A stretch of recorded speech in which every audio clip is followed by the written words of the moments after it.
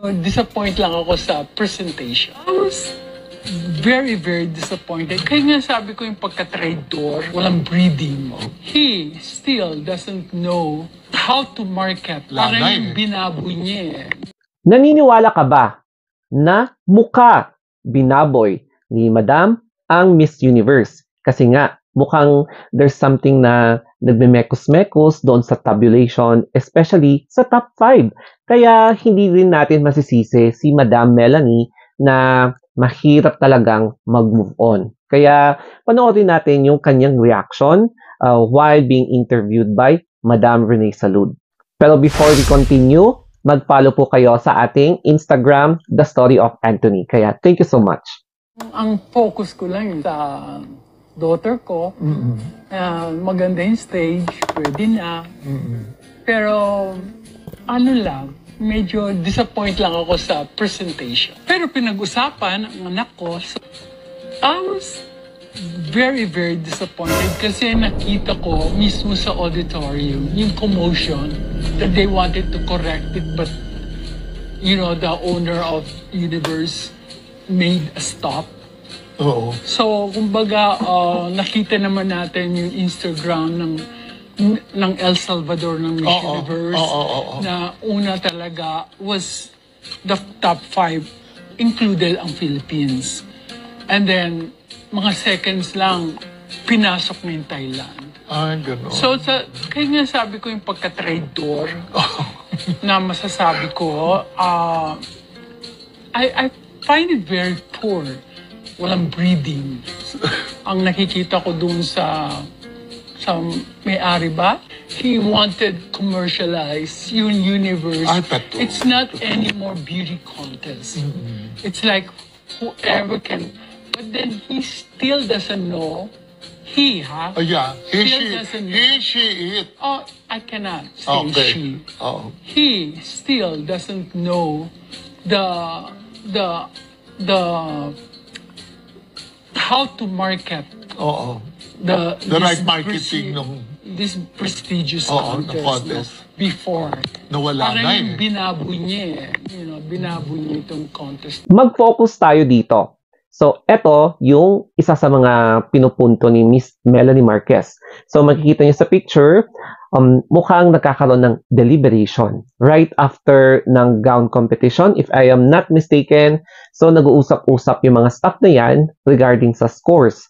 May nagde-deliberate, may nagde-debate, mga ganyan. So, ganito rin halos nangyayari sa mga contest, no? Kapag right after the competition, so, itatali mo na lahat ng mga scores.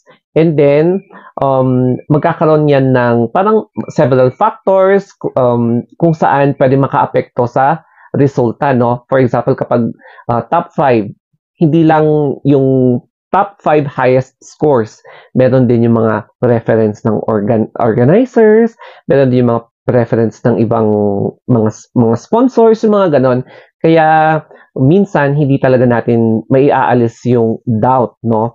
We cannot really blame yung mga ibang tao na parang medyo skeptical talaga sa resulta, especially kapag mga ganitong klaseng competition. Hindi lang Miss Universe, kundi lahat, no? Kasi nakaka-witness tayo ng mga nagva-viral sa mga, alam mo yon, nagrereklamo sa mga pageant, sa mga Miss Gay, na bakit ganito yung score, yung mga ganyan. So, I understand how Miss Melanie Marquez feels kasi nga, 'di ba? Ang dami kasing resibo, ang daming photos, may mga videos na kung saan mapapaisip ka talaga, ba't kaya ganun yung result? Kaya hindi mo maiiwasan din na hindi ka pa rin makakapag-move on until now. And may additional scoop ako sa inyo. Galing kay Miss Danny Walker, na-discuss niya sa kanyang isa sa mga vlogs na mukhang napapabayaan ang Miss USA, quote and quote yun Kasi may mga alaga siya na sasali sa mga team sa state ng Miss USA. Tapos sinasabi kay Miss Danny Walker na bakit hindi pa ina-announce yung schedule o kaya yung date ng pageants, mga ganyan, yung mga activities. So mukhang wala pa talaga. So maraming nababahala. And pati na si Miss Danny Walker, no? Kaya mag-update siya tungkol sa about dito sa Miss USA. And I'm not sure kung pati rin sa Miss Teen USA kung may nangyayaring ganitong issue. Kasi kapag ang pagkakaintindi ko rin na kapag bibilhin mo yung Miss Universe organization, kasama automatic dito yung pag-manage mo rin ng Miss USA and Miss Teen USA. So correct me dito if I'm wrong.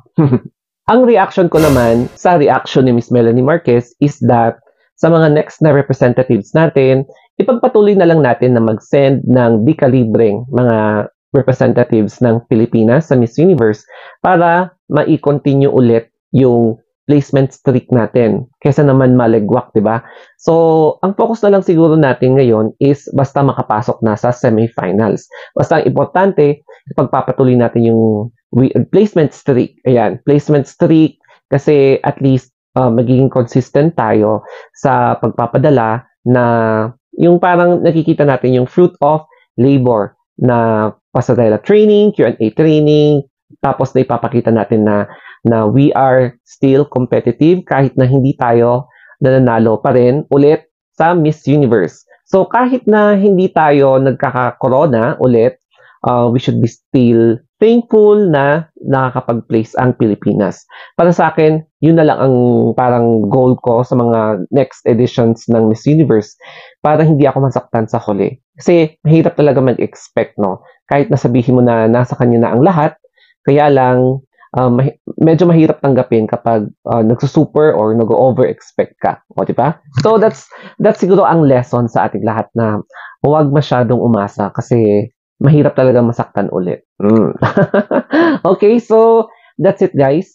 Thank you. I hope na nagustuhan nyo itong short reaction video natin regarding sa saloobin ni Miss Melanie Marquez. So, always remember, be always positive.